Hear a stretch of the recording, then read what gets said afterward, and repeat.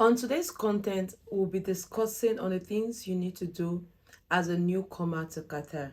And this video is just to guide you so that immediately you arrive Qatar, you will know what to do. Or you are currently in Qatar, maybe these things you have not done it, you need to watch this video. Or you are planning to come to Qatar, watch this video, save it, and when you get to Qatar, rewatch the video because I don't want you all to make mistakes. I am here so that I'll be like a guidance to you all. While I was coming to Qatar, I never knew all these things, but as for now, I've already gathered all my experience and I'm going to be sharing some of the highlights with you all, the important things that you need to do so that when you get here, you don't feel stuck. If this sounds interesting to you, kindly keep on watching to the end and don't forget to like this video.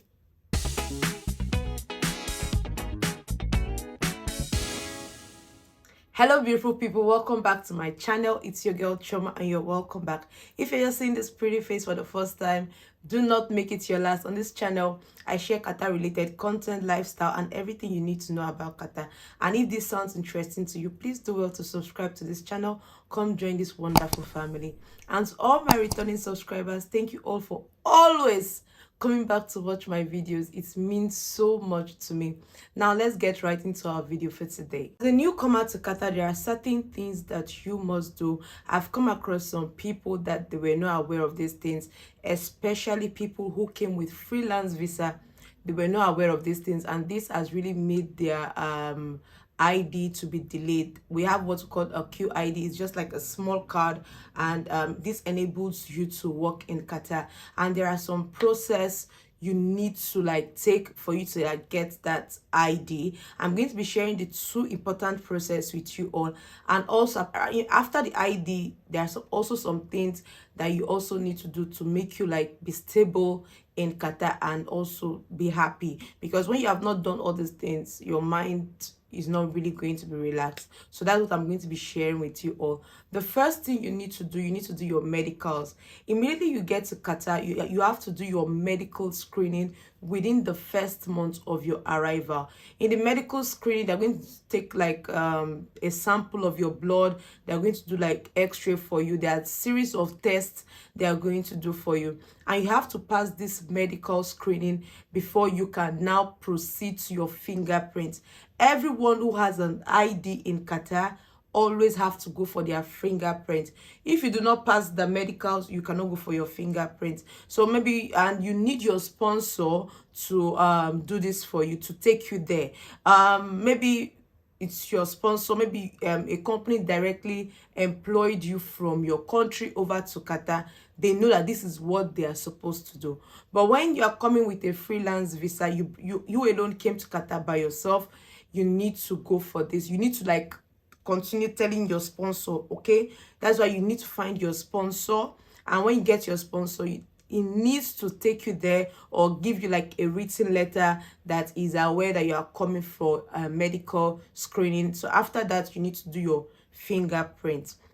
The next one on the list is accommodation, and this is in regards to people that are coming on a freelance visa. If you are coming on your own, not if a company is bringing you to Qatar, definitely they are going to they're going to give you accommodation. But when you are the one bringing yourself to Qatar, try to get a temporary accommodation. What I mean by a temporary accommodation, you can get you can book hotel online, maybe 3 or 4 days, so that when you come over, you can get used to the system and try to rent a house for yourself. Because when you are renting a house over in your country, maybe you are in whatever country it is you are, and you want to rent a house in Qatar, you are not currently in Qatar, you might get cheated, okay? But when you are currently in Qatar, you'll be able to check the space that you want to rent, and you're able to weigh various options. So my advice for you is just get a temporary apartment, and that is by using booking.com. You'll get hotels that they are way more cheaper.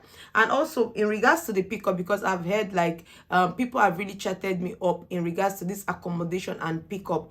Once in the hotel, I said in the hotel, in the airport there is always Carwa taxi. Karwa taxi, and they already have their charges, how much they charge. If it's within Doha, they charge maybe 50 reals. Okay, it might not even be up to that, but 50 reals. But if you are going maybe outside Doha, very far, Al Wakra and all of that, you might be spending like 100 reals. So don't get cheated. In the airports, they just change a little reals that can at least sustain you for a day or two. That will help you with your running around. The next one is for you to get a bus card or a metro card for your easy transportation and to help you save costs. You cannot keep on using Uber here and there. You need to like have a bus card or a metro card. It's going to just 2 reals per trip, or I think the bus maybe 2.50 reals per trip. Okay, so you need to get the bus card to help your movement, and it makes life easier for you that way. The next one on the list is to have health card. And this health card, you are going to get it when you already have your ID, because after your medicals, your fingerprints, within 1 week, 2 weeks, you get your ID. So once your ID is out, make sure you have your health card. I see lots of people that don't have health card here. It's a no. Try, and maybe you are in Qatar, you are watching this video and you don't have your health card. Try to get your health card. The health card is 100 real annually. You pay 100 real annually, and when you go to the hospitals here, the government hospitals, you're going to be paying the money you're going to be paying for medications and everything. Maybe it's not going to be up to 10 reals. Okay, and it's going to really help you, especially when you're having maybe health issues. It's really going to help. This is our body, we don't know when any problem can rise up. Okay, so that's why it's good for you to have your health card. Immediately you are done with your ID, the next thing you should do is for you to have your health card. And most of the time, if you are coming under a working visa, maybe a company is bringing you, they'll be the one in charge of your health card to help you renew. It's a must that you must have your health card. But if you are coming with a freelance visa, your company can just write a written document for you, give you the necessary documents, maybe the computer card. They know the document they're going to give to you. Then you take it to your health center, then you register, then you have your health card. I'm also going to put a picture of the health card for you all to see.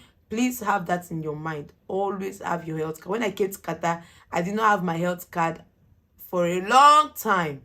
But by the time I needed that health card, I really paid for my medications. Okay, so I don't want you to be like me. Have your health card. The next one is your SIM card. This is going to help you to like make calls, and you cannot have a SIM card without your ID. Everybody in Qatar, their SIM card is registered with their ID. In case of maybe any fraudulent acts, they can trace you easily. So immediately you have your ID, your QID, try as much as possible to go get a SIM card. And we only have two network here. We have the Ooredoo and the Vodafone, and I think they are both doing almost same plan that they are doing. So just pick anyone that you feel like picking, anyone that you feel like is okay for you. Just pick it and use. There's nothing really like, maybe I'll tell you that Ooredoo is like this, Vodafone is like this. They are almost same network. So just pick the one that you wish or you feel that you are comfortable to pay for. The next one on the list is get to know the Qatari culture and the do's and don'ts. You are already in this land. You need to know the culture. When I came to Qatar, I was not even making research about their culture, and it was very, very hard for me to adjust in my working environment. Okay, and I don't want you to be like me. Pending the time that you are waiting for your ID, try to soak in their culture. There are lots of videos on YouTube. There are lots of stories out there. Check online about Qatari culture.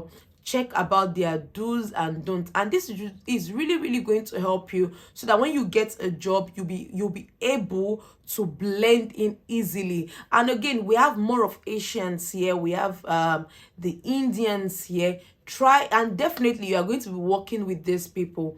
Try again to also check about the culture and check about the working environment. Make your research, so that by the time you are getting a job, it's not going to be like difficult for you. It's not going to be new to you. You get me? So try as much as possible, and also make research about the working environments of Qatar. definitely with the country you are coming from and Qatar is way different. They are way much more different. So try as much as possible to make your research, and as well you can talk to people about it. Talk to people, how is your organization like, how is the work over there, how are these set of people, so that at least you will know what to expect. So the next one is your job search. Immediately you get your ID, the next thing is for you to start searching for job, especially when you are here on your own. Okay, and by searching for jobs, you can call them, you can call these companies directly and ask them, maybe there is vacancy. You can go there directly to submit a CV, and I'm going to be doing a detailed video for you all why you might not be getting a call back. You don't want to miss that video. After this one, I'm going to be doing a video on that for you also. Stay tuned so that you are going to know the reasons why you might not be getting callbacks from these Qatar companies. Okay, and the important thing I would like to tell you again is, you might, for the meantime, you might take up survival jobs. I did a detailed video on the survival jobs that we have currently in Qatar. Survival jobs that you can do that can help you pay your bills pending the time that you get your dream job. And as you are doing that survival jobs, you can as well take up courses. There are some courses. Check for courses that is relating to your field. I actually did a video on the courses that you can do currently in Qatar. I'm going to link the videos maybe up here, or as well you can check the description box for these videos, so you can just plan yourself so that maybe in the next 2 years, 3 years, you are getting better day by day. Most of the people that failed in Qatar is because they failed to plan, and I don't want you to be like that. I want to like hear positive stories. I want to see you on the street one day and you tell me, oh Chioma, it's because I watched your videos, I came well prepared, I came well planned. Okay, so please plan yourself when you are searching for jobs and that job you are searching for is not coming. Think of something else. Think of survival jobs that you can use to feed yourself and as well take care of your family back home. And with time, you will know about the opportunities that we have in Qatar. The next one on the list is driver's license. This might not really be important to you immediately you arrive Qatar, but with time, you will understand how driver's license is very important. Most companies, they'll tell you that they'll put it there specifically, they need someone with driver's license. Maybe you are qualified for the job and you go for the interview, you passed it, and they ask you, do you have a driver's license? That can easily disqualify you. So with time that you are staying in Qatar, within 6 months or so, try as much as possible to start thinking about getting your driver's license. It is very important. And the next one on the list is choose your friends wisely. If you have watched my videos, I say this several times, for you to choose your friends wisely immediately you get to Qatar. The type of friends that you move with is going to determine most of your stay in Qatar. Either it's going to affect you in a positive way or a negative way. It's either those friends that are going to build you or they are going to break you. So try as much as possible to choose the type of friends that you move with wisely. The next one is for you to explore Qatar. Don't just sit in the house. I keep on saying this. Don't just sit in the house. It can get really boring. Let me say it again. It can get really boring. So please, don't just sit at home. Try to explore Qatar. Try to visit. There are free places in Qatar. It's not everywhere that you just need to go and buy something. There are times that you need to stretch your leg. You just need to take this breeze, this cold breeze. You need to take it in. You need to see how people are, people's way of life. Okay, so try and Google the free places in Qatar. Maybe I'm going to actually do a video on this, on the free places that you can visit in Qatar. Try as much as possible to explore Qatar. Don't just sit in the house doing nothing. It is not going to help you. Okay, the last one on the list is for you to always move with your QID or your visa.